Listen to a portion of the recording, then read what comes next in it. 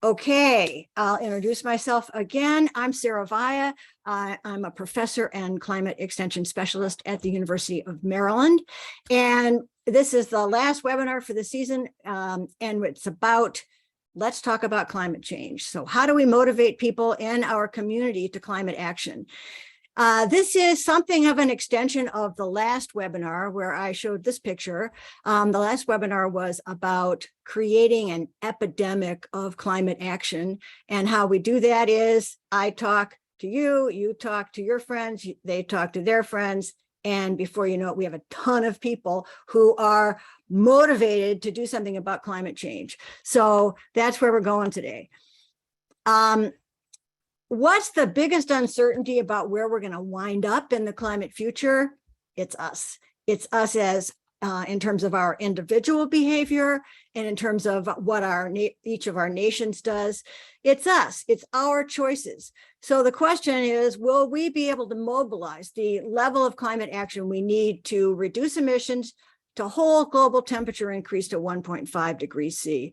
I showed this graph of pledges and emissions in the future. And last time, again, I talked a little bit about the new Inflation Reduction Act, which is, this is where we need to be. This trajectory is we need to sharply reduce emissions. The Inflation Reduction Act is going to get us part of the way, but we have to do more to get us the rest of the way. Now, what do I mean by climate action? So there are various individual actions you can take. You could adopt behaviors that reduce your individual or family household contribution to climate change.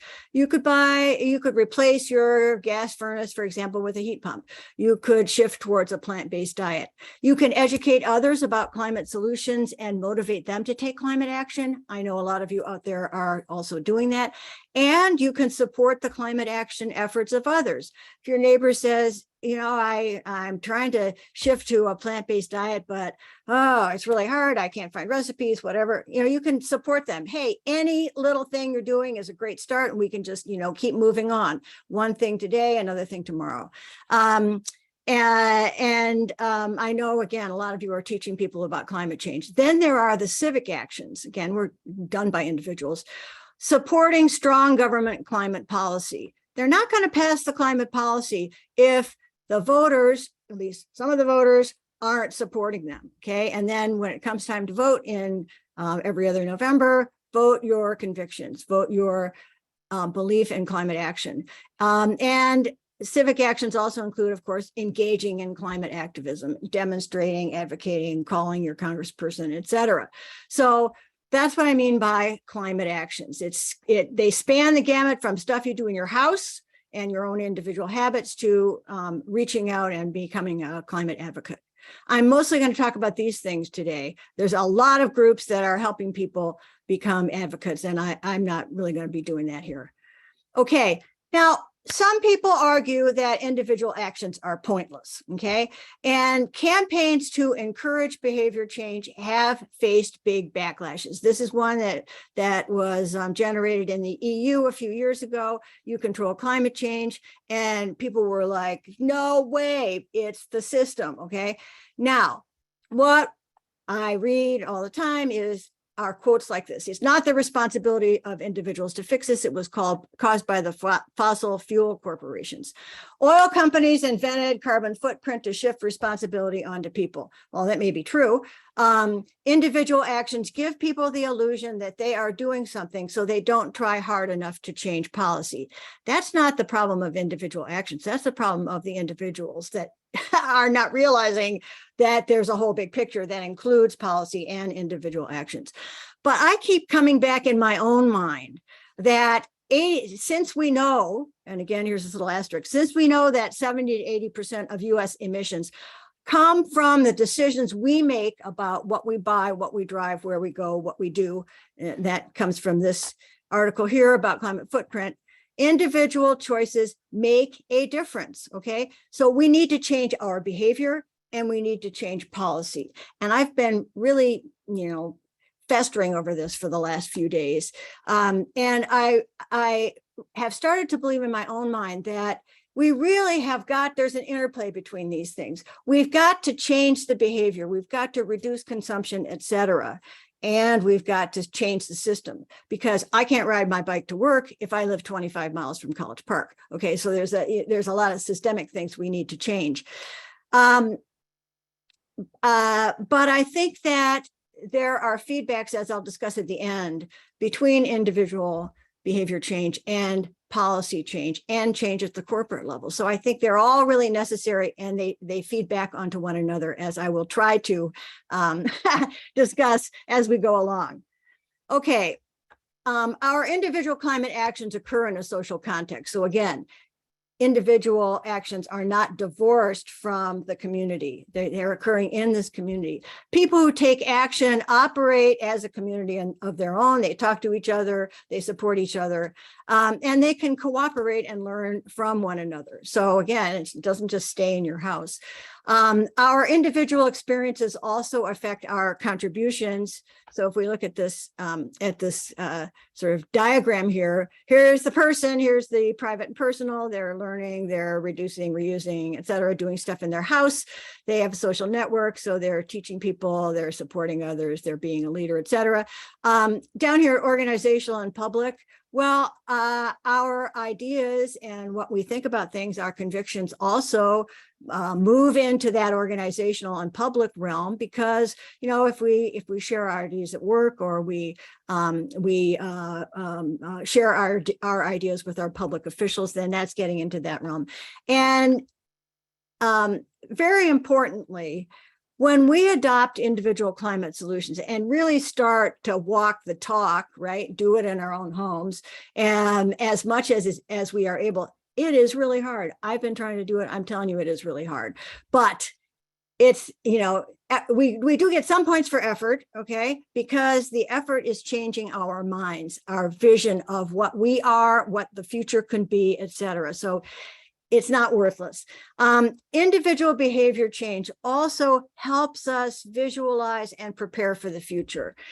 In the first webinar of this summer, I talked about the book, The Future You Choose, by Christiana Figueres and Tom Rivett-Carnac. And it is really clear that in the, you know, to have a great sort of post-fossil fuel future, we need to change the way we are acting, and change the way we are interacting with one another, and change the way we are interacting with nature. So we need to foster this behavior change as much as we possibly can, and not dump on people if they're not doing enough, or if they're not doing what you think they should be doing, et cetera. So I know none of you do that.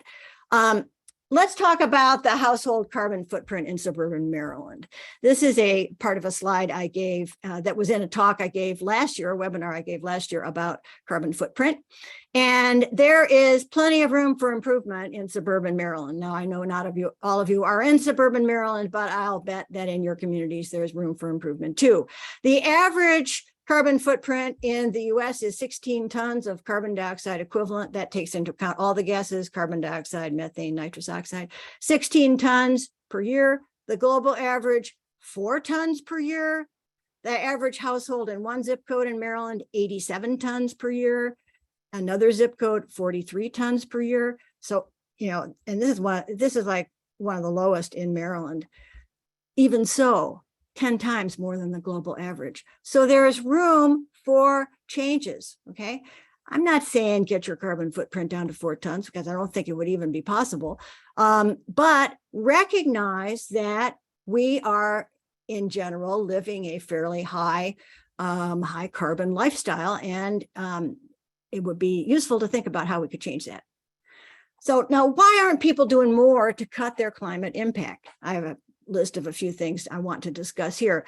First of all, they don't know what to do. A lot of people would like to do something, but do not know what to do. And this is a report I discussed again in that carbon footprint webinar I gave last year. The video is on my website if you want to, you know, go back and check that out. But in this report, they point out that advice that people receive often reinforces misconceptions about how much impact their actions have on the environment. So people choose low impact actions like changing light bulbs, which really aren't the highest thing they could do because they don't really know what the highest thing to do might be. So the typical laundry list of actions is not generally prioritized by the largest impact, and it doesn't take into account how likely people are to adopt it. This is one of the problems with shifting to a plant-based diet. It's a really good action. It really reduces your carbon footprint, but a lot of people are like, I'm not going there. So this is one where we really have to move into it gradually.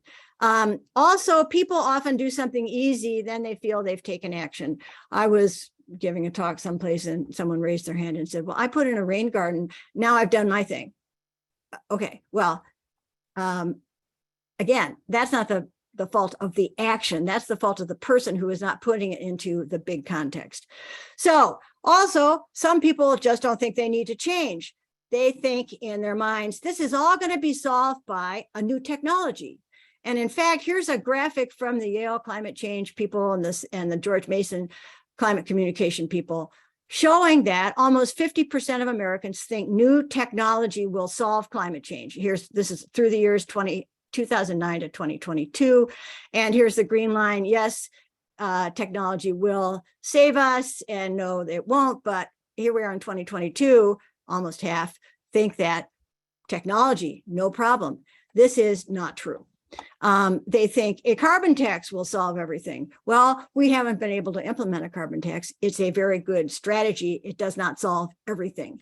Planting 1 trillion trees is going to solve everything. No, it's not, because when we plant the trees, they're little trees, and that does not replace the giant trees that were cut down for development or farming or whatever.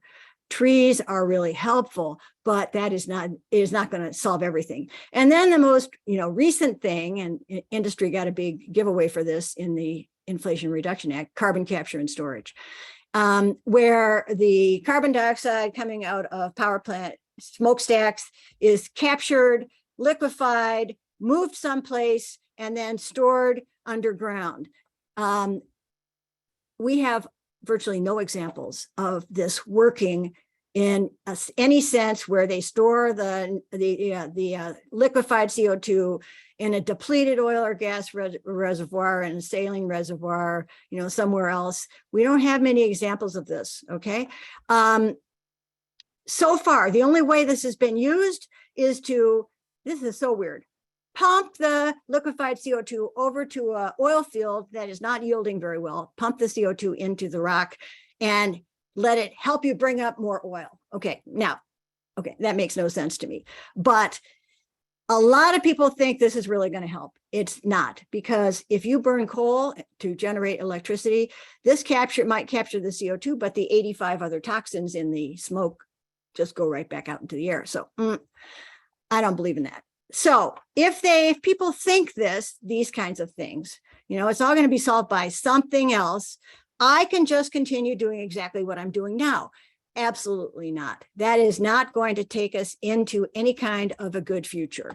So, again, this is a real misconception. People are not feeling very much social pressure to reduce their emissions.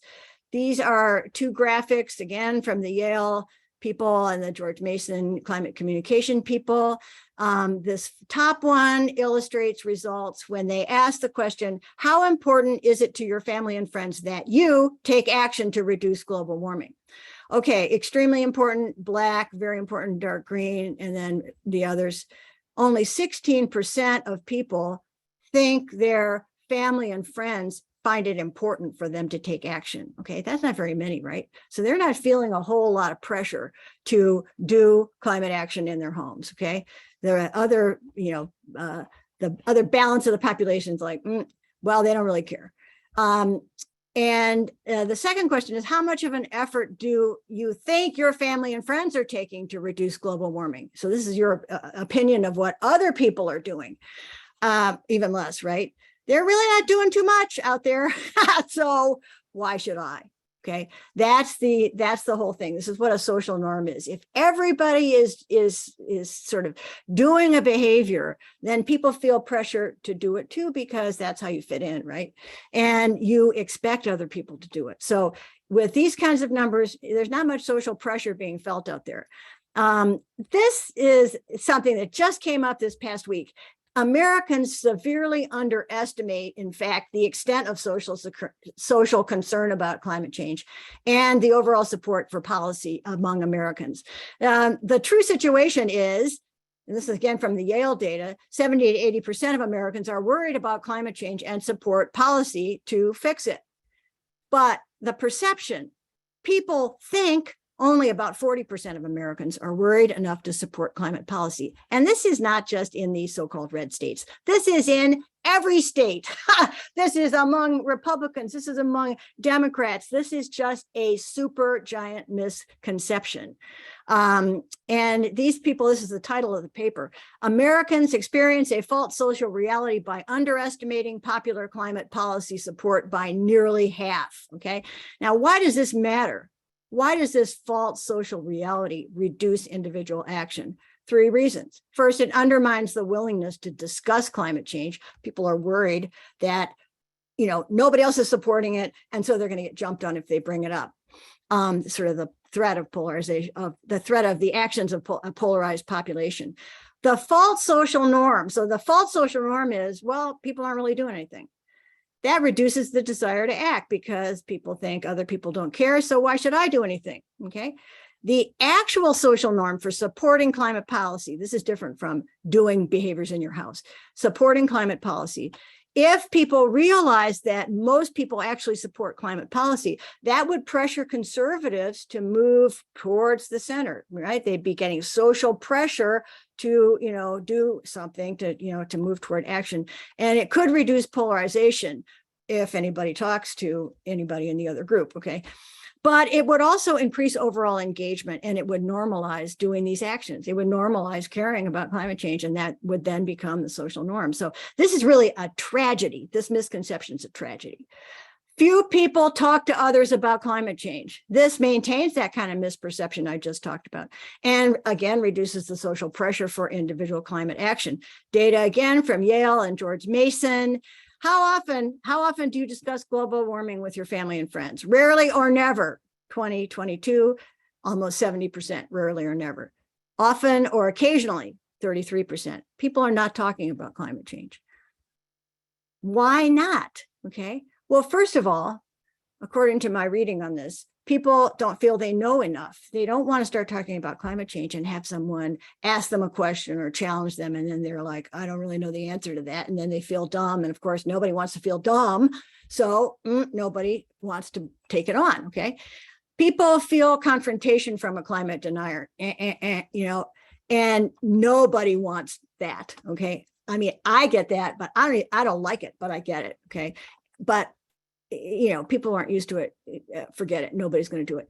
It's interesting that the same article I just discussed about the misperceptions of social concern and support for climate action also pointed out data and articles that say Americans way overestimate the frequency of climate deniers. Part of that is because media is on this. We got to give everybody equal time, even though 80% of people support climate action, and there's really only 9% of the American people are climate deniers, so that's too bad. People think it's too late or there's no good solutions. They've got some gloom and doom picture in their mind like this. They don't realize we know what to do, and so they're like, well, why try?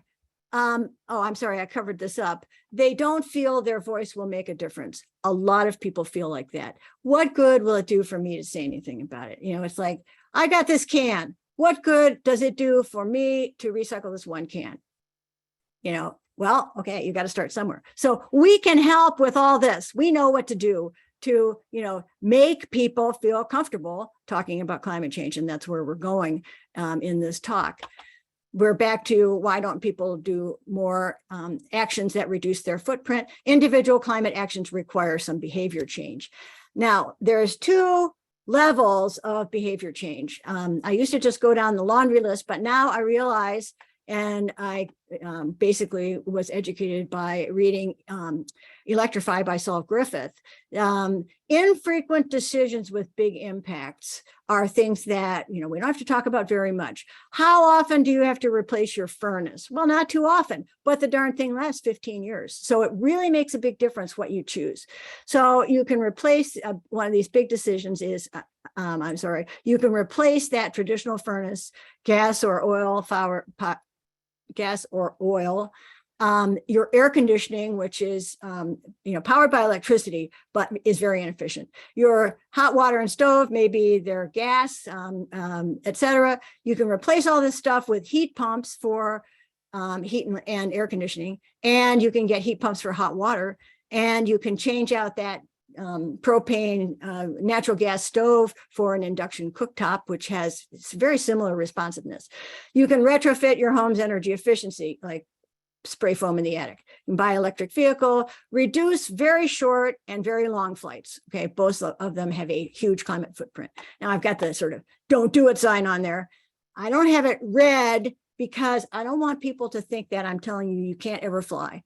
I mean, sometimes you have to fly, but you can make good decisions on flying. Don't fly, somewhere that'll take you 2 hours to drive. Okay, that's just inefficient. Daily decisions with big impacts.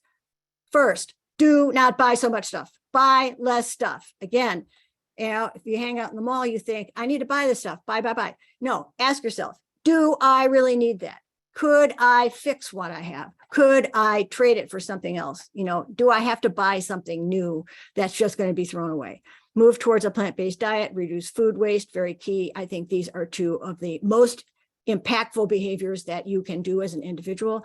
Adopt energy-saving behaviors in your home, reduce the miles you travel in your individual vehicles. Now, this all sounds really great. We can just say, okay, people now start doing these things, but there's the big but habits are hard to make and hard to break. And many climate unfriendly behaviors, hopping in the car on a whim because you want to get this thing from the store right now, versus combining your errands or, doing something else. That's not the most impactful thing, but you're used to making meat-based dinners, or the average American eats meat 3 meals a day, 7 days a week, 365 a year. Okay, every meal. And this is a habit, right? You know what to buy, you know how to cook it, blah, blah. But, you need to break that habit as you are, not before, as you're starting the new one, okay? If you're going to switch from, a plate that looks like this with half meat, half potatoes, and a smattering of vegetables to something which is, mostly vegetables and grains, it's going to take some habit building. And I would never say to anybody, you got to do this right now. Give that thing up. This I shouldn't have said before. Give that habit up. No, phase it in. That's really the only way that works. Habits are hard to change. We all recognize that. Behavior change in general is hard. Getting someone to adopt a new behavior, hard. Now, you all know I'm a scientist and I'm a professor, right? So here's the teacher and scientist fantasy. This is like what we think in our minds all the time. If I just give them enough information, they will change because it just makes sense. It's obvious. Well, okay, here's what we think. Here's what we get. Mostly nothing, because that just doesn't work. When you just tell people the information, you get pretty much nothing. You might get a little behavior change or short term, but mostly nothing. So the reality is that information by itself is almost never enough to change behavior. Okay, this was a big blow to me when I learned this, but I'm trying to get over it. This is a little busy, but I want to give you a feeling for the whole complexity of what people go through when they're deciding to adopt a new behavior. Okay, and this comes from Rogers. Actually, it's 2003 is the 5th edition of his book, which I'll talk about in just a moment. Everett Rogers, but he had a whole theory of behavior, and he helped people understand that. Here's the information. We tell you about climate change. Here's how it works. Here's what's happening. Here are the impacts. Here's the information. That does not directly form people's perceptions. they've got a whole bunch of filters. They listen to the information. It goes through these filters. So these are these contextual filters. I didn't spell them all out, but a lot of personal characteristics, people's age, people's education, where they, where they live in the country, what their community is like, okay? How risk friendly or risk averse they are. So these are personal characteristics. Social context and norms, that's their community. What are people in their community doing? What do they think? What is considered normal in their community? And then, of course, there's the political context, which is, more and more divided as we, go month by month, which makes everything very difficult. So people don't hear this information and decide about it. They hear it through these filters. They hear it through their political context and through their risk averseness and through their social context. And then they form perceptions of what it would mean to them to take climate action. And so they are weighing something. If I say, buy an EV or try to reduce food waste. Well, what are the advantages, potential advantages to me of doing that? What's the risk? Okay, is there any risk to me of reducing food waste? What's it going to cost me? Actually, it's going to save you a ton. Is this compatible with my lifestyle? I'm used to cooking a separate meal every night, and if there's leftovers, people don't like to eat them, and so then we just scrape them into the garbage or whatever. So there's that. Can I see somebody do it? Can I observe this behavior? Can I try it out? Well, yeah, with something like reducing food waste or shift to a plant-based diet, you can totally try it out. And sometimes that makes a big difference. But this is what people are thinking. Is this going to work for me? And from that, they form their beliefs about the behavior, the likely impacts of the actions on them, the consistency with their community social norms. And they also consider, can I even do this behavior successfully? Okay.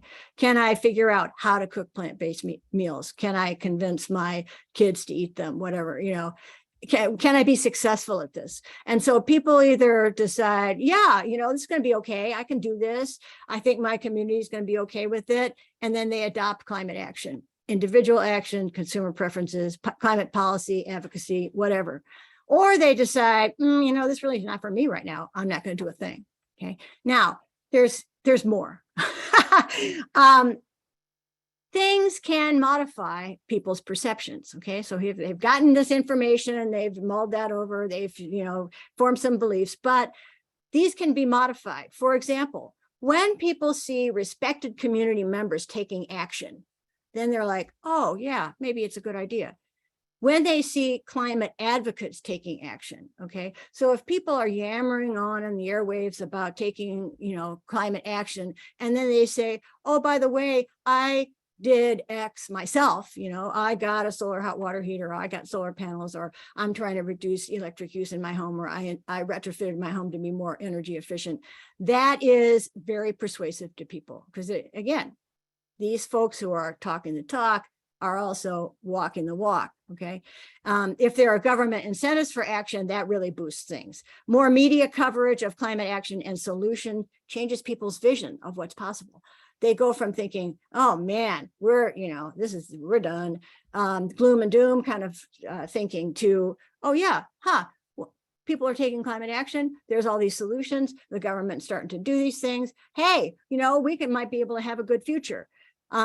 When the person tries one action successfully, this increases their confidence dramatically, okay? All of a sudden, they're like, hey, I can do this, right? When the person experiences a lot of climate impacts, that shifts people towards more concern and more action. So this can have a positive impact on the perceptions, which can increase the likelihood of beliefs that will lead to action and intention for action, and it increases the adoption of climate action. So there's this feedback from what is happening outside, okay? And that's part of what we are trying to infuse into communities. Okay, now let's talk about this behavior, whether or not that person adopted it, and ask, how does a new behavior spread through a population? This is where Everett Rogers comes in. And I have to thank David Alexander, who is on this call and who has come to a lot of my webinars, who is the champion of the No Mow Lawn, for suggesting this book to me. He's a social scientist. And so I'm like, wow, I really need to read this book. And this is the Bible for, behavior change. So he has a theory called the diffusion of innovations, and this is now accepted as really sort of the way that behavior change spreads through populations. So in any population, there's a bell-shaped curve of people with different points of view. Okay, so this is frequency. This is 50%, and this is 50 minus 34%. So a few of the people in every population could be called innovators, okay, 2.5%. Then there are the early adopters, 13.5%. So altogether, this makes up 16%. Then there are the early majority, okay?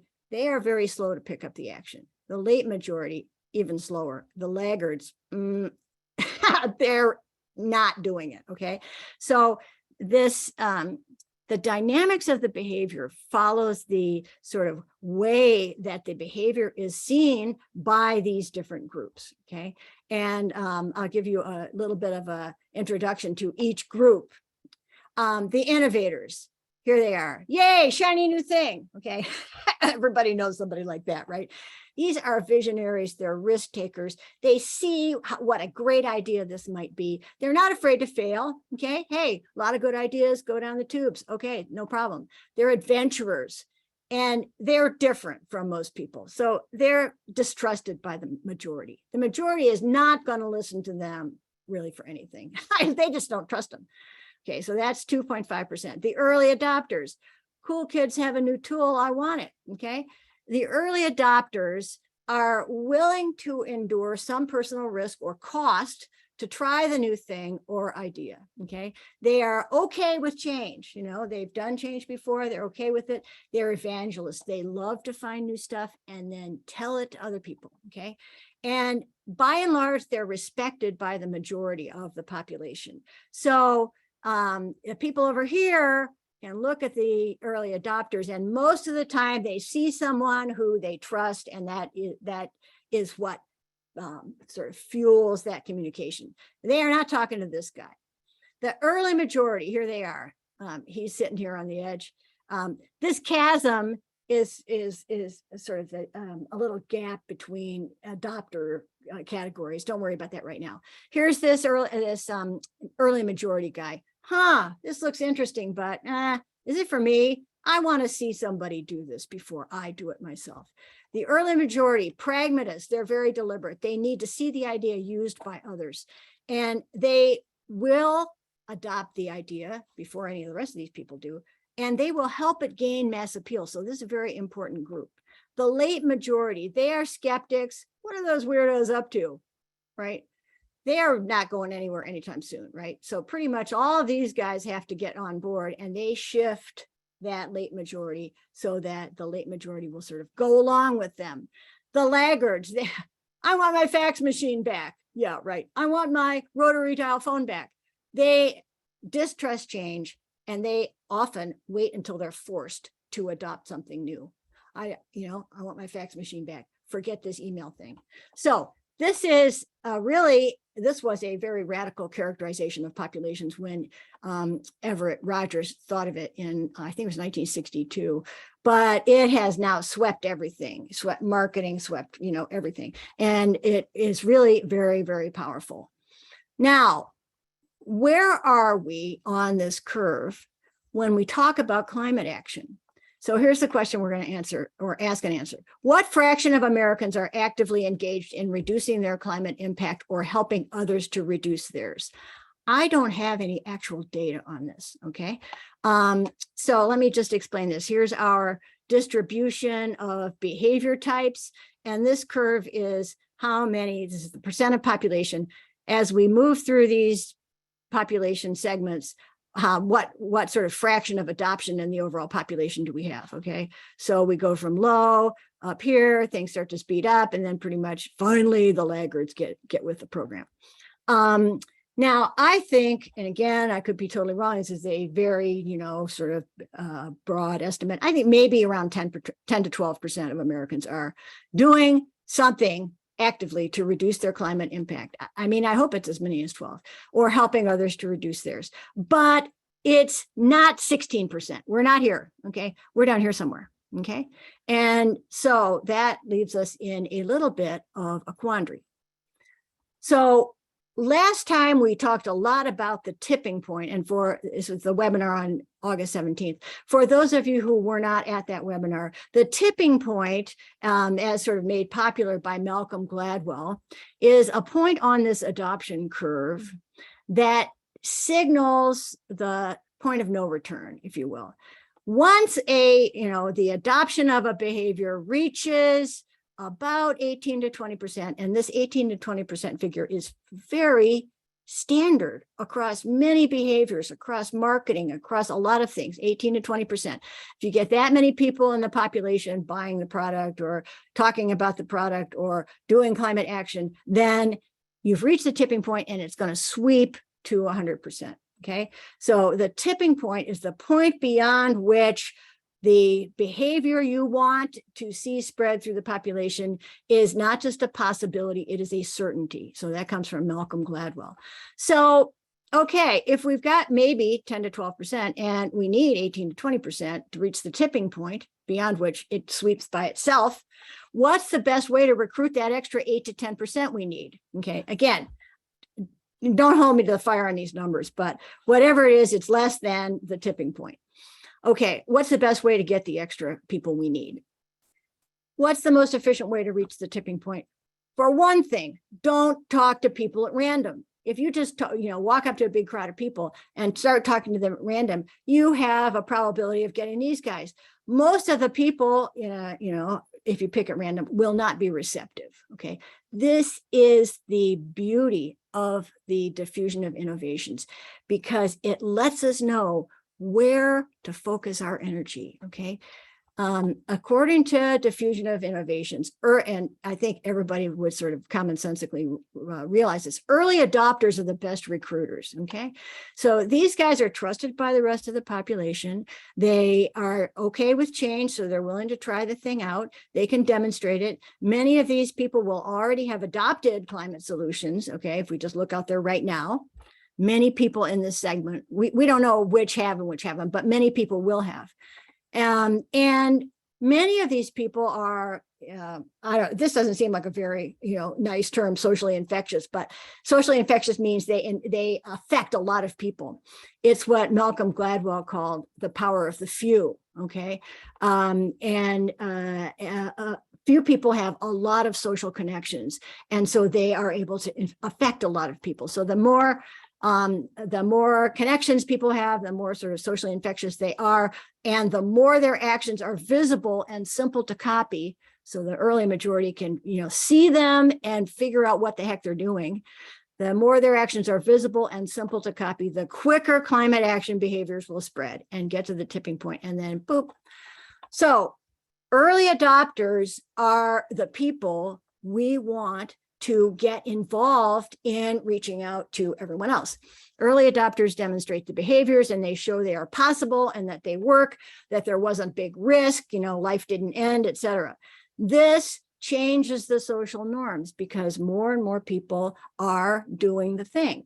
I was very heartened actually to read an article recently that said, the people who bought solar panels way back, when they cost a fortune and hardly anybody had them, were doing a public service for everyone else because they were sort of playing a part in changing the social norms. Hey, it's not too weird to have those social panels on the roof because look, my neighbor hasn't.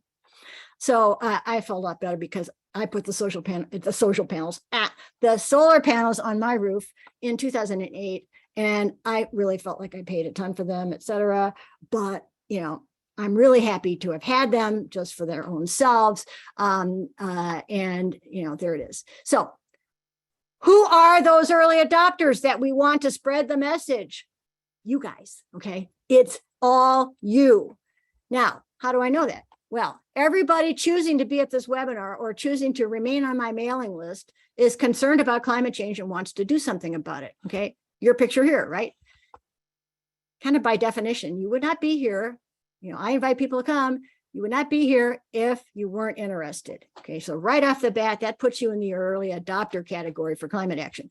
As a group, I happen to know from my questions about what people do or did do before they retired, what their interests are. As a group, everyone on my mailing list is you are well educated and have high social influence. A lot of professional people, a lot of people who are opinion leaders in your communities. You may belong to a faith group and be a leader in that group. You may belong to a garden club or the Rotary or something else, but you're out there, making an impact. A lot of students, I think, have signed up for various webinars, and you are opinion leaders in training. If you aren't already opinion leaders among your own student group. This group, I didn't survey you for your income, but this group is likely to be in the top 10% of global income. What is that? Making over $75,000 a year for a family of 4. So given that most of this group is from Maryland, and Maryland is a very wealthy state, not everybody in Maryland is making this, okay? But again, I think there's a high probability that many people in this group are in the top 10% of global income, and so have a climate footprint with some scope for shrinkage, as well as the means to do something about it. I'm not saying, you got to sell your private jet. I don't really think any of you have private jets. Okay, no. That's the people way over there, the Kardashians and people who have private jets. But I would say as a group, we are probably fairly well off. And most of us probably have an appreciable carbon footprint. Many of you have already adopted climate solutions that you can discuss and model for others. I know this for a fact. So you guys want to make a difference. You have the social capital to do it. And I'm just saying, yay, because you are the people who are going to make a big difference in climate action. When early adopters talk to people, stuff happens, change spreads. Early adapters are trusted community members in general, opinion leaders, knowledgeable, locally involved. They're not risky or weird, okay? So people will talk to them. Peer-to-peer interactions, talking to other people who are sort of in your social network, social group, are key to diffusing new ideas to the rest of the early adopters and the left-hand side of the early majority. The early majority needs to see people in their community who they trust embrace the idea, to show that it's accepted and it has minimal risk. The people in your community don't want to hear me, college professor from Maryland, share ideas with them and say, here's some really great ideas you might want to try. They're like, we don't know her from who, although scientists tend to be generally fairly well trusted, people from the community are the best in terms of the trust department. Now, I struggled with this, possible kinds of climate conversations. I've given a lot of, talks and webinars, and it is not my usual business to hold small group conversations, but this is very, very important because we got to start talking about climate change to normalize these conversations. Here are some things that we can do, in our communities. We can just have casual chats with friends and colleagues. Okay, that's fine. Probably a lot of you do that already, maybe not. These are a little bit more formal. You could invite people to a small general discussion. I'll give you examples of each of these in just a minute. You could invite people to a book club. So for both of these, you pretty much know the only people who are going to come are the people who are already interested. So there's like this little self-selection. You're not going to get the laggards coming to your discussion about climate change unless they just want to be disruptive, in which case you can just say, well, okay, I know you're not interested, so you can leave. So invite people to a book club. Invite people to be part of a sort of multi-week effort to reduce their climate impact. And I call that a climate team. And I'm going to talk about this a little bit more in a minute. And this is a group of maybe 6 to 8 people or families who together explore easy and high impact ways to reduce their household climate footprint. This will attract people who are already interested, who want to act, but don't know how or don't feel that they can do it, can be successful at doing it. So again, people self-select for this, okay? You're not trying to recruit everybody. you're trying to recruit and talk to people who are probably already interested, but maybe not activated. Who are all these people you're going to invite? Wow, people on your block, people in your faith group, in your garden club, at the Rotary Club, and there's tons of places where you can, invite people to come to one of these groups, at work, wherever. So there's almost too many places. And, if you just put yourself out there and put out an invitation, I will bet you that people will pick up on it. Best practices in climate change communication. The Yale and George Mason people have been very instrumental in this, but other people have been involved also. The Yale and George Mason people have pretty much distilled down the essence of climate change communication to this. It's real, it's here, it affects everyone, and we have solutions. If you talk about those 4 things, then you're pretty well on the track. Now, depending on the group of people, some information about how we know this. How do we know it's real? How do we know it's here? Some of that might be helpful, 5 minutes, but I'm sort of guessing that the people, anybody who accepts your invitation to talk about climate change will already know, how climate change works, that it's real, that we're in the middle of a problem. So, you may or may not need to know this, but my job is to provide you with the information you need to be confident and successful. So I've already got all this information. I'm just pulling together in various fact sheets, a front and back at the most, hopefully just a front. How do we know climate change work? How does climate change work, and how do we know it's real? Easy, front of one page, just 5 minutes. When you're talking to people about climate change, keep it positive, okay? Stay away from the gloom and doom. We know that does not help, okay? There's a thin line. People have to understand that we are in a serious problem, but that we know what to do, okay? Acknowledge climate impacts, but focus on solutions. Let people talk, okay? So make sure if you have a room full of people that if you're the moderator, first of all, you don't talk. This is my challenge. I got to shut myself up, okay? Let people talk. Don't interrupt, be respectful, let them finish their thoughts, let everyone talk, okay? This is not, if I were running this would not be my show, this would be the people's show.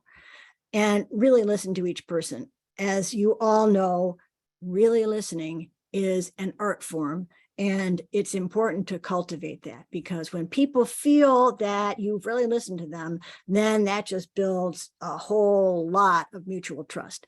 Now, there are a lot of resources, and I'll be sending out a whole list of resources to you in the follow-up to this. And I'm going to start putting all those resources I've been sending out onto my website.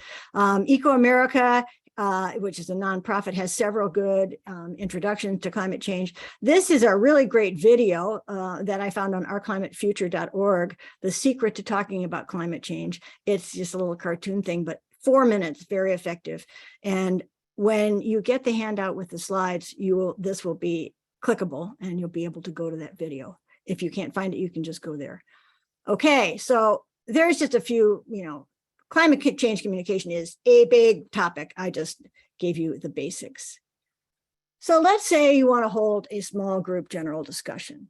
One approach might be, if you decide, say you want to invite your people from your faith group, okay, and you prepare a flyer and you say, climate change is in the news all the time. You want to know more?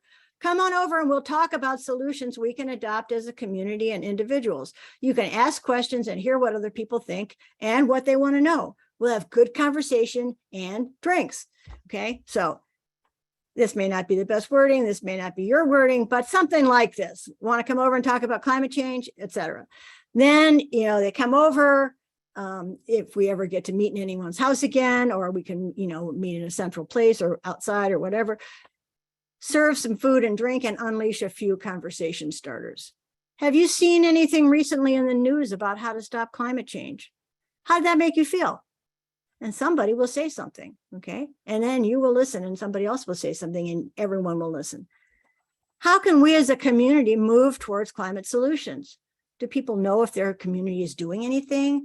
How could we boost that? Whatever. Has anybody here started to adopt some climate solutions at home? Okay, somebody says, I don't really know what those solutions would be. And then, you can say, does anybody know? And if nobody knows, then you know, so you could toss a few out. Here's a few more. Let's talk about climate change guides. Again, those will be in the resources.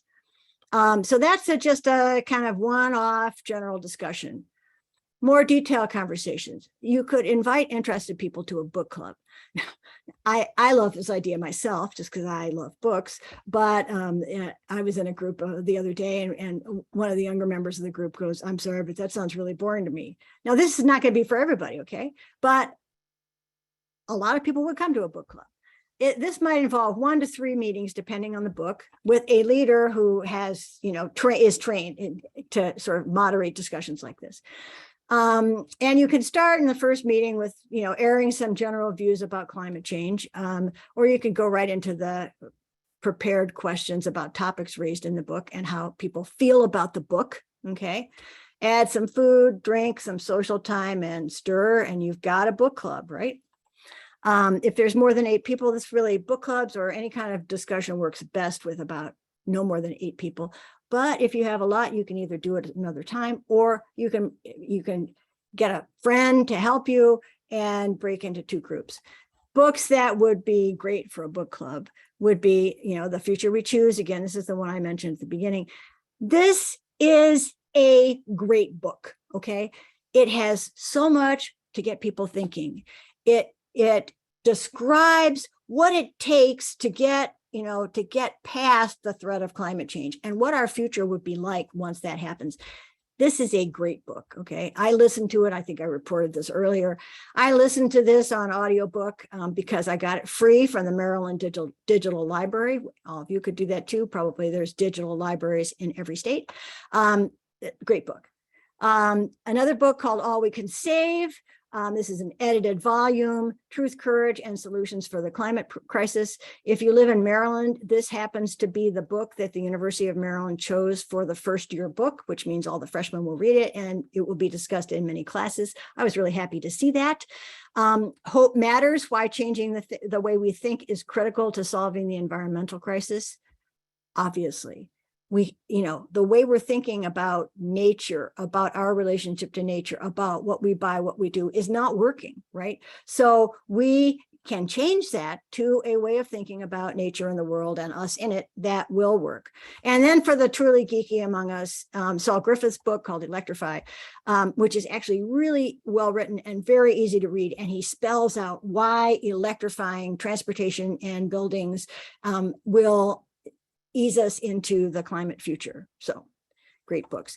Invite interested people to be part of a climate team. Now, this was inspired by David Gershon, who's a sort of social change guy, who I believe in 2003 wrote this book, and many, many copies have been sold. It's like a workbook called The Low Carbon Diet, has chapters, and he basically outlined what it takes to run one of these groups. He calls them climate teams.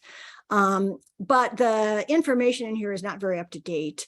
And I felt like, I could put together a set of fact sheets and, essentially make a custom made workbook that we could use. I'm still working on this. But the general idea is there are 4 to 5 meetings, again, with a trained leader who knows what's up. Air your views about climate change, discuss climate actions, and I will have made a list of the most impactful climate actions, how they work, how you get into them, whatever. This will be the workbook. Discuss the actions and the differences they can make. This is the important, now we're moving to the important part of the group. Why is it good to do this in a group? Because you can encourage everybody's efforts, even if they're small. Even if okay, I'm going to try a plant-based meal 1 night a week. Yay. Okay. Everybody's like, yeah, go for it. Let us know how it goes. Let us know if we can help. Obtain pledges each meeting. So this is kind of a combination of group work and community-based social marketing theory, where again, you encourage small effort, you obtain a pledge. People promise in front of the whole group to do something. Okay. It doesn't matter what they choose, something. And then the group leader, the meetings are at 3-week intervals. The group leader calls every person at the halfway point. How are you doing? Okay, so they arrange a time. How's it going? how's that, how's the plant-based cooking going? You need any help? Can we help you with anything? And they can air their views, you can encourage them, etc. And then the group, when we come together, provide mutual support. Everybody in that group is going to be struggling with trying something. Okay. And so having that whole group is like a magic support group. Okay. And then of course we celebrate success. Then in order to feed our epidemic of climate action, encourage members who have gone through this process, gone through the group, to start a group of their own. Okay. So I start a group and 2 people come, and then they start a group. Hopefully more than 2 people come. They start a group and people come. And that's how we get exponential growth of climate action. So I think this will work. I was really hoping to have more of it worked out by now, but I'm going to be working on this during the fall, and I really want help from some of you. And I will solicit that through my newsletter. So stay tuned.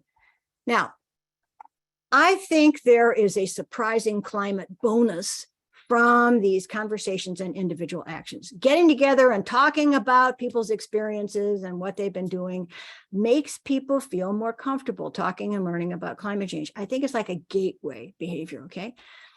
Then when people discuss and adopt even one low emissions behavior, they become more confident about making changes. That was easier than I thought. They start thinking of themselves as, I'm a person who makes a difference. I'm a person who takes climate action. They see the beneficial results of climate action firsthand. I'm not going to read all the small print here. Maybe they're getting lower electric bills. Maybe they have cleaner indoor air. Maybe they've lost weight because they've been on this plant-based diet, or they've been gardening with compost, whatever. They see some benefits to them of those actions. They get more interested in climate change and solutions, okay, because they're more involved. I always feel, and I definitely felt this way when I was teaching students, when I introduce a topic to them, all of a sudden they're going to see it in the news. And when you get people talking about climate change, they're going to notice more about climate change in the news. So they'll notice more in climate related information, and they're going to think, I wonder what else I could do. I had a success doing that one thing. I'm the kind of person who takes climate action. What else can I do? Now, we're going to go back to my little flow chart here, which is kind of hideous, but I really want to make a couple of additional points. Climate action from individuals who've gone through this whole hideous process of, devising their beliefs about it, et cetera. They've adopted some climate action. This feeds back. Increased action changes perceptions in communities. People see more examples of ways to act. People see maybe their community, their county government, or even their federal government starts to produce structures that help with change, putting in bike lanes or something. They start to see things changing. They see more people doing these actions. So it changes to social norms. This helps people, I believe. The more we get of this, feeds back over to here, positive, positive, positive. This is a positive feedback loop, okay? The more we get of this, the more people will be able to visualize a future. They won't be thinking, gee, I can't have any meat. I can't drive my car. I can't do anything else I want to do. It's going to be terrible. They're going to say, wow, I figured out how to do these things. And it's not that bad. I don't really miss those things. That's how we get a vision of the climate future. And then, okay, right. This actually isn't just me fantasizing.